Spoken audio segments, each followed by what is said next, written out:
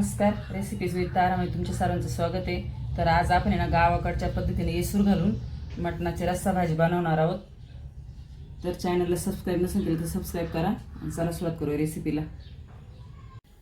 चला तर रेसिपीसाठी लागणारे साहित्य बघू। इथे मी ना अर्धा किलो मटण घेतलेले, स्वच्छ धुवून घेतलं 2-3 वेळा। स्वच्छ धुवून घ्यायचं आपल्याला एकदम ते। त्यासाठी आपल्याला ना शिजवून घेण्यासाठी ना आलं लसणाची पेस्ट करून घेतली मी। एक मोठा कांदा ना बारीक कट करून घेतला, कोथिंबीर घेतली, हिंग लागेल आपल्याला, धना पावडर, मीठ टाकायचे चवीनुसार आणि हळद पावडर। तर सगळ्यात पहिल्यांदा आपण आहे ना इथे मी ह्या चमच्याने ना 5 चमचे धना पावडर घेतलेली। आपण जत्रामध्ये ती मटण बनवतो बघा त्या पद्धतीनेच बनवू राहिले एकदम। जत्रातलं जे मटण ज्यांनी खाल्लं असेल त्यांना समजा नाही कसं राहते। त्यामध्ये आपण आहे ना मीठ घालणार आहे या चमच्याने 1.5 चमचा आणि हळद पावडर। आपल्याला हे ना चांगलं मिक्स करून घ्यायचं आणि तोपर्यंत आपण कुकरमध्ये मग कांदा परतून घेऊ फोडणीसाठी। हे आपण याला लावून ठेवून देऊ थोडा वेळ, 5-10 मिनटं। याच्यामध्ये आपण नाही दही टाकत, नाही टोमॅटो टाकत, एकदम साधे आणि सोप्या पद्धतीनं गावाकडची पद्धत आहे। तुम्ही पण नक्की करून बघा, खूप छान अशी मटणाची रेसिपी। तर मी नाही ते गॅसवर आहे ना कुकर गरम करून घेतलाय। हे कुकरमध्ये शिजवायचे। जत्रातलं मटण मी पातेल्यात शिजतं कारण ते जास्त राहते ना। आता आपलं थोडे मग आपण ते कुकरमध्ये शिजवून घेणार आहे। इथे मी तेल टाकले आणि त्यामध्ये आपल्याला ना हा कांदा कट करून घेतलाय तो टाकून घ्यायचा। कांदा आहे चांगला सोनेरी रंगावर परतून घेऊ, मग बाकीचे पदार्थ टाकून। कांदा परतून झालाय त्यामध्ये ना आपण हिंग टाकू, अर्धा चमचा, छोटा अर्धा चमचा। हिंग ना टाकायचंच कारण मटण आहे पचायला आहे ना जड जात, त्याच्यामुळे हिंग टाकल्यामुळे ना त्रास होत नाही आपल्याला। त्यामध्ये ना 2 चमचे आलं लसणाची पेस्ट टाकणार आहे आपण, बाकीची नंतर ठेवणार आहे। ग्रेव्ही जेव्हा बनवू ना ग्रेव्हीसाठी ठेवणार आहे। तो ग्रेव्हीचा मसाला आहे ना मी तुम्हाला दाखवणार आहे, तो अजून काही दाखवला नाही। आता फक्त जो आपल्याला शिजत टाकायचा आहे तो दाखवू राहिले। आता कोथिंबीर टाकली मी इथं आणि हळद पावडर पण थोडी टाकणार आहे आणि परतून घ्यायचं थोडं। ते परतल्याच्या नंतर आपल्याला ना त्यामध्ये आपण जे मटण ठेवलं आहे ना धना पावडर मीठ हळद लावून ते घालून घ्यायचं आणि 5 मिनिट आहे ना हे चांगलं मिक्स करून घ्यायचं आपल्याला असं। 5-1 मिनिट आहे ना ते आपण परतून घेतलं आता तेलावर। आता त्यावर आहे ना झाकण ठेवू थोडं, नंतर आपल्याला त्याच्यामध्ये पाणी टाकायचे। एकदम कमी गॅस करायचा, ते झाकून ठेवायचं 5 मिनिटं। तोपर्यंत आपण दुसऱ्या गॅसवर ना पाणी गरम करून घेऊ त्यात टाकण्यासाठी। मी त्याच भांड्यामध्ये पाणी गरम करायला ठेवू राहिले।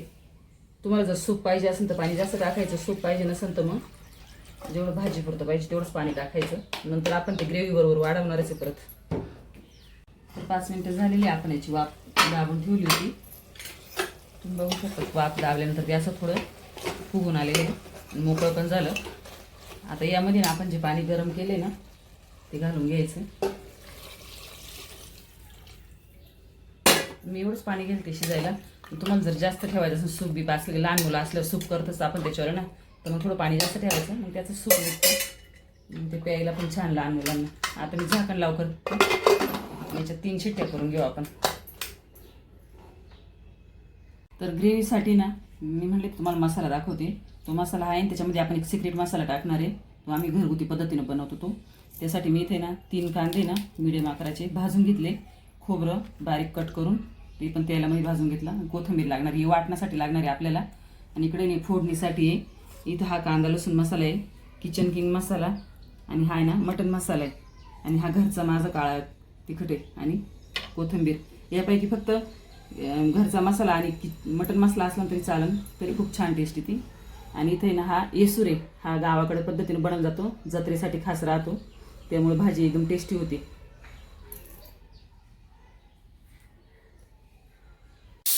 तर आपल्या आता हा 3 शिट्ट्या झालेला आहे। आता कुकरला थंड करून घेऊ आपण। तोपर्यंत ना मसाल्याची फोडणी करून घेऊ आपण। इथे ना आपण कढई गरम करून घेतली ना, तर त्यामध्ये तेल घालून घेऊ।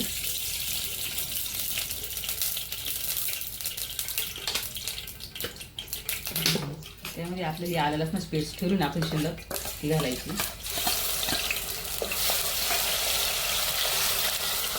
2-1 मिनिटं परतून घ्यायची अशी।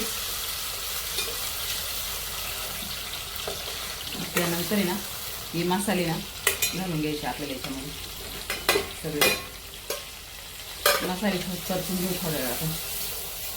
ही कांदा खोबरं कोथिंबीर मी वाटून आणले मिक्सर म्हणून. आता ते ना आपण याच्यात घालून घेऊ आणि याला ना आता तेल सुटेपर्यंत आपल्याला ना 5-1 मिनटं चांगलं परतून घ्यायचं तेलाबरोबर. मसाला पण परतून झाला आता आणि इकडं मी कुकर खोलून घेतला आणि आपले मटण पण शिजले तुम्ही बघू शकता. ते आपण आता परत याच्यात उकळवणार, त्याच्यामध्ये अजून शिजणार, याच्यापेक्षा जास्त नाही शिजवायचं आपल्याला ते. आता आपण यामध्ये ओतून घेऊ.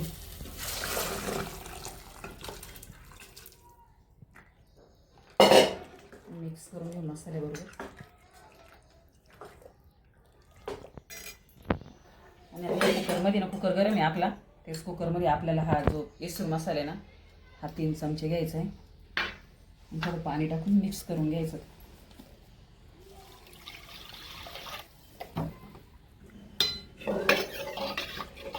मिक्स झाल्यानंतर ना याच्यात ओतून घ्यायचं. आपल्याला किती याच्यावर पाहिजे तेवढा आपण रस्सा वाढवू शकतो. मी 5 माणसांची हिशोबाने करू राहिले, अर्धा किलो मटण. तुम्ही पण त्या हिशोबाने वाढू शकता. आता आपल्याने कालवण आहे ना थोडं घट्ट होईल, कारण हा मसाला येसूर मसाला याच्यामध्ये ना डाळीन ते वापरेल राहतं ना, डाळ बाजरी, त्याच्यामुळे त्याच्यात ग्रेव्ही एकदम थिक होते अशी. आता यामध्ये थोडं मीठ टाकून घेऊ. आपण आधी पण मीठ टाकेले ना मटण शिजतं, त्यामुळे आता आहे ना थोडंच टाकायचं आणि लागतं टेस्ट करून परत आपण त्याच्यात टाकू शकतो. आता हे ना 10 मिनटं चांगलं उकळून घेऊ आपण, सर्व करून घेऊ. तर आपलं ना मटणाचा रस्सा तयार झालेला तुम्ही बघू शकता. खूप छान अशी तरी पण आली त्याला. तर आता आपण आहे ना गॅस बंद करू. त्यावर ना एक थोडी कोथिंबीर घालून घेऊ. एकच नंबर आपला असा मटण रस्सा तयार झालेला आहे. आता आपण आहे ना खाण्यासाठी तयार झाल्या प्लेटमध्ये काढून घेऊ.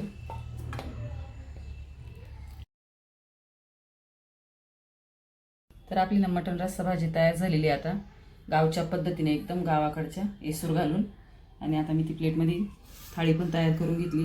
बाजरीची भाकर, कांदा आणि लिंबू, एकच नंबर टेस्टी अशी मटण रस्सा भाजी आहे. तुम्ही पण नक्की करून बघा. आजची रेसिपी तुम्हाला कशी वाटली कमेंटमध्ये नक्की सांगा. व्हिडिओला लाईक करा, चॅनलला सबस्क्राईब करा.